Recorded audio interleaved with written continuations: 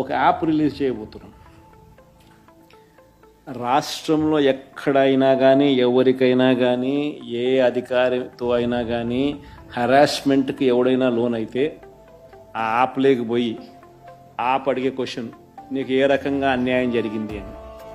ఫలాని అధికారి నన్ను ఫలాని రకంగా ఫలాని వాడి ఇన్ఫ్లుయెన్స్లో నన్ను అన్యాయంగా నా మీద కేసు పెట్టి నన్ను చిత్రహింస పెట్టినాడు అని చెప్పి ఎవడైనా కూడా యాప్ ద్వారా ఆ అధికారి పేరు దగ్గర నుంచి ఆయనకు జరిగిన ఏ పరిస్థితుల్లో ఆయన ఏ రకంగా ఇబ్బంది పడ్డాడు అనేది ఆయన చెప్పచ్చు.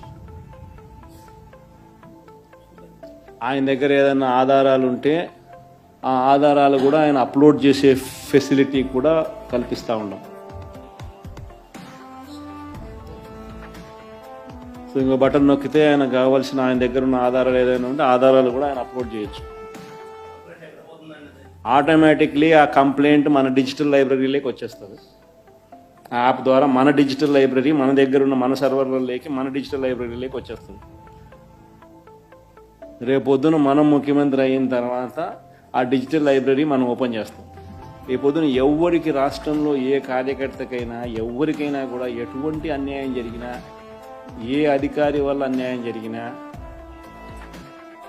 వాళ్ళ పేరు, ఏ రకంగా అన్యాయం చేసినాడు, ఎవరి ప్రోద్బలంతో అన్యాయం చేసినాడు, ప్లస్ నెక్స్ట్ బటన్, మీ దగ్గర ఏమైనా సాక్ష్యాలు ఏమైనా ఉంటే ఏమైనా అప్లోడ్ చేయాలనుకుంటే చేయండి.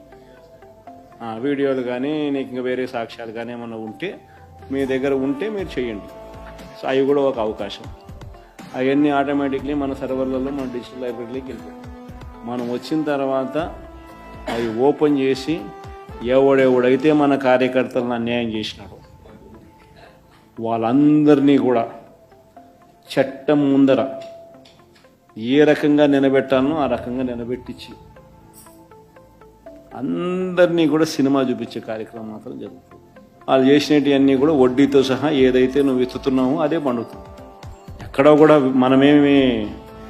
మనం అన్యాయం చేయడం లేదు. ఏదైతే మీరు ఎత్తినారో అదే రేపొద్దున పండుతుంది. చక్కెర వడ్డీతో సహా చెల్లించే పరిస్థితి వస్తుంది.